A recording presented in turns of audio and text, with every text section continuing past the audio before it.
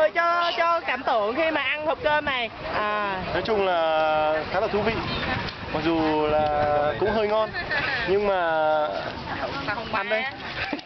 Dễ chậm quá. Bạn Khô khi nghĩ cảm nhận thế nào mà khi ở nơi núi rừng này bạn lại được ăn đồ ướt ạ? Nước đâu?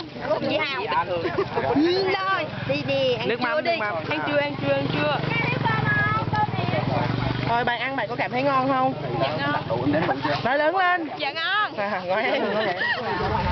Rồi chị Ngân Xù đảm đang nãy giờ chị xếp cơm cho mọi người thì chị cảm thấy thế nào? Hôm qua chị đang ăn. Ăn thì ăn đi, để cho người ta ăn đi. Trời ơi, phỏng vấn chứ. Chưa? Đủ chưa? Bạn chó cơm chưa? Chưa.